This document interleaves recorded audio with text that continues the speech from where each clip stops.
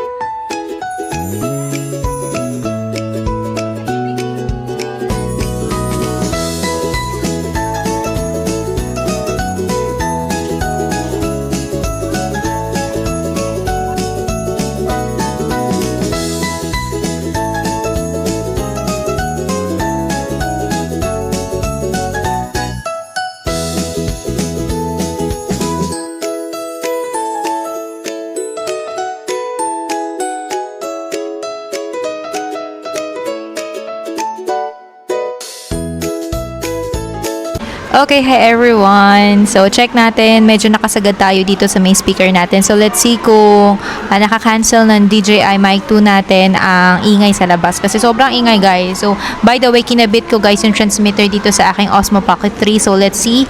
So, pakinggan ko muna, guys, and i-play ko yung video na to at pakinggan ko kung talaga namang nakaka-cancel niya yung noise. Kasi sobrang ingay dito, guys, sa school. Then again, ayun na nga guys. So, di ba kinancel ko muna kasi guys, pinakikinggan ko kung talaga naman nakaka-cancel nitong DJI Mic Mini natin ang ingay dito guys sa labas. So, yes, nakaka-cancel niya. So, guys, alisin ko ha yung transmitter. Tingnan nyo guys. Ayan guys, pakinggan nyo. Sobrang ingay dito sa school kasi may event guys sa gym and wala na tayong klase guys. And pakinggan nyo, di ba, na yan. So, kakabit natin tong guys transmitter dito sa may ilalim ng DJI because I am using the DJI as of the moment. And let's see muna na kumonect. So, ayan na nga guys. So, this is my mic mini guys. And I must say na super sulit to guys. Uy, by the way nga pala guys, nakuha ko tong mic mini. Isang mic tapos isang transmitter. Tapos, kompleto siya guys ng accessories, yung mga cords. Ito, yung mga pang-filter. Itong mga mabuhok na iTaste. So, kompleto siya guys. Pero, isa lang yung mic natin. Kasi nakasale siya guys. Nung nakuha ko siya, I think nung 3.3 ata. I forgot. So, yun guys. So, very, very affordable nitong mic na to. As in, talagang sobrang sulit. Parang 1,000 plus ko lang ata to nakuha. As in, sobra. Kasi guys, magkano to originally? Nasa 2,000 plus to guys. Isa lang ha. What more pa yung dalawa na mic natin, no? So, by the way guys, today is the last day of pasok ng mga bagets dito sa school. And then, last day din guys ang exam. So, as you can see, tinatapos natin guys yung mga taposable. So, kailangan natin tapusin yung mga kailangan natin tapusin guys. And tomorrow is holiday. Nga pala guys, tomorrow ay holiday. Kaya, meron tayong time para mag-rest kasi tomorrow ay Friday. So, ngayon ay Thursday. Yes. And masaya yung naging farewell party namin guys. So after exam guys, nagkaroon kami ng maikling farewell party. Tapos nagdala guys ng food yung mga parents na talaga namang shinare nila sa lahat ng mga bata. At saka nagdala din sila ng candies na dinivide din guys sa lahat ng mga bata. Kaya lahat, as you can see, merong loot bag. So hindi ko na na-film kagabi yung pagre-repack namin ng mga candies sa loot bags. Kasi na-excite kami, ano? Na-excite kami maglagay kasi nakakatuwa. Tinulungan kami ng mga pamangkin ko tsaka ni Loris. na para kaming factory na nagsosort ng mga candies na naglalagay-lagay ganun. So, natuwa guys yung mga bata na mag-sort ng mga ganong activity. So, yun. So, kaya pagdating ko dito nakapack na siya guys and okay na guys yung loot bags and lahat naman ng mga bata ay nabigyan. Ayan guys, so as you can see, this is my face. So, di ba pinakita ko sa inyo kanina yung face natin nung nag-get ready with me. So, ito na siya after ilang oras na guys. Anong oras na hapon na guys. And ayan, medyo dewy-dewy na tayo guys. By the way, lahat ng nasa face ko ay from Arcadia, especially the base, the blush, ganyan guys. And yung pang fix nila ng serum fix, ayan, tsaka sa buhok natin Arcadia din yan guys. By the way guys, hindi ko napakita na in-spray ko yung Arcadia bago ko planchahin yung buhok ko. Napakita ko na lang siya nung after ko siya ma-plancha tsaka ko siya in-spray. And I must say guys, ang ganda din nung hairspray guys na Arcadia. So, bale hindi siya pang yung parang hairspray na ang tawag dito yung tumitigas yung buhok. Hindi, para siyang skincare naman sa hair. Hair care, ano ba? Sa baon na si ate. So, by the way guys, yun na nga. So, siya, pang hair care siya guys. Kaya, ang ganda ng hairnet natin guys. So, ayan na nga. And, tapusin ko lang to guys, yung mga taposables natin. Again, so, marami tayong ganap. Especially next week guys. And, soon, isi-share ko sa inyo guys lahat ng details na yan. Sa mga blessing na dumating, talaga namang alam mo yan, dami nating realization guys sa buhay, lalo na ngayong panahon kung saan nagmamahal na ang lahat. Ano ba yan? Nag-emotional si ateng So, yun na nga. So, ang dami nating pinagdadaanan guys, no? Especially sa ibang bansa na kung saan may gera, ganyan. So, lahat naman tayo apektado, especially tumataas lahat ng bilihin. Grabe, girl! Lahat mahal! Ay. So, yun na nga. And, ayan, and ito yung mga dati kong estudyante. Hi! Ang ganda naman ng dress mo. Hello, bless you po. O, yan kita man yan. Ay, sticker. Bless you. O, uwian nyo na. Bless you po. Thank you. Ha? Yes po, lahat. Yes, lahat. Lahat, pagka exam day, lahat ng mga bata nag-exam. Simula kinder hanggang grade 10. Ingat sa pag-uwi. Bye-bye. Ayan. So, ganyan guys mga ugali ng mga bata rito. So, binabalikan nila yung mga dati nilang teachers tapos nagbe-bless sila. So, ayun o, diba? So, nag-bless nga sila. And, by the way guys, nga pala, I hope na marami ako ma-upload na videos kasi sayang, no? Kasi nakakatawa kasi alam nyo guys, laban bawi itong aking account sa YouTube, Alam nyo yung ang dami kong time na nakakapag-upload ako. Tapos ito medyo as in wala akong masyado na-upload for the past few weeks. Guys, for the past few weeks. So, ang laking impact nun, especially sa watch hours. So, ayan. So, ayan, kailangan natin i-workout yan. So, yun na nga guys, alam nyo, talaga, ang mahal ng mga bilihin ngayong panahon. Ngayon? March 2026. So, alam naman natin na may gera sa ibang bansa, diba? Sa Iran, tsaka sa US. And then again, lahat naman tayo ay apektado, no?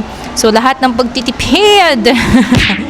So, lahat ng pagtitipid, guys, nakakaloka yung gasolina. Alam mo yun, guys. Lahat ay nagtaas. So, ang dami nating realization, guys, sa buhay. Totoo yan. Lalo na sa panahon ngayon. Alam mo talaga kung sino yung masasandalan mo kapag meron o tsaka kapag wala ka na. Totoo yan, guys. Proven and tested na yan. Promise. And talaga namang just live your life, no? Kaya talagang i-enjoy natin guys yung buhay in a simple way. Alam nyo yun. Talaga, soon, i-share ko sa inyo yung mga bagay-bagay na ganyan. Pero sa ngayon, yun lang naman muna ang masasabi ko. So, ang haba na natin. Nakaka 4 minutes na tayo, no? So, yun. I-update ko na lang kayo guys mamaya.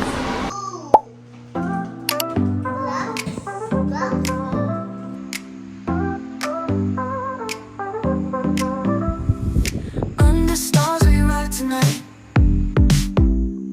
City lights so bright, alright.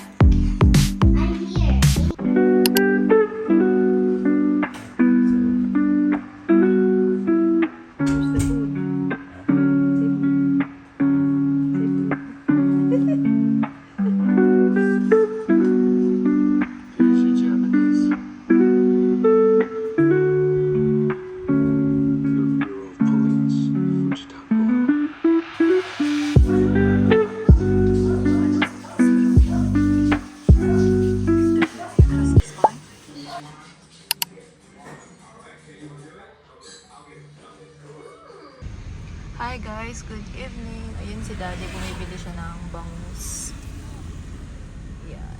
That's our dinner. Papunta nga pala kami guys ng gym. Ayan guys. Medyo maingay kasi andito kami guys sa may highway and nakatulog ako guys. Medyo masamay pakiramdam ko kasi malakas guys yung period ko pero sayang kasi nag-rest na kami kagabi ni Daddy sa gym. Kaya ngayon ay mag-gym kami. Shoulder lang naman kami guys and konting treadmill lang ako. Sayang guys kasi bukas Saturday pupunta kami kila Sisi and hindi kami makakapag-gym. So nag-rest na kami kahapon, gym ngayon, tas rest bukas. So sayang kapag hindi kami nag-gym today. Tonight pala. And ayun nga, sabi ko sa inyo guys, kasi di ba may PCOS ako, so irregular guys yung period ko. And ngayon, ilang months ako hindi nagkaroon. Tapos, ngayon, parang 2 months ako sunod na nagkaroon. Kaya sobrang lakas ng period ko ngayon. As in sobrang lakas niya. Para akong nanghihina na hindi ko maintindihan.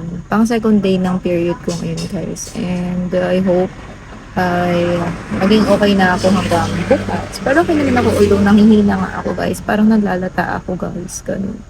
So, kaya natulog lang ako kanina. Kasi maghapon yun guys. Natulog lang ako. Sa bahay lang kami. Tsaka na ano na din kasi itong battery ni Mirage na lowbat na.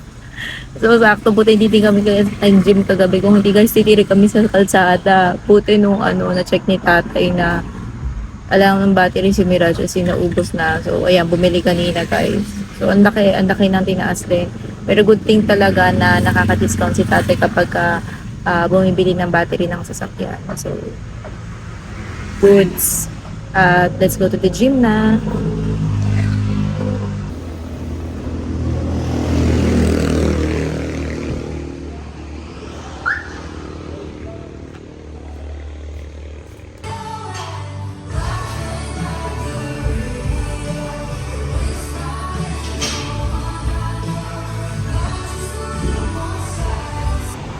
Done with shoulder workout. Next, cardio tayo guys. Yan guys, pilitan tayo ng konti dito sa grocery, dito sa Robinson. Grabe, nagmahal na guys ang mga bilihin.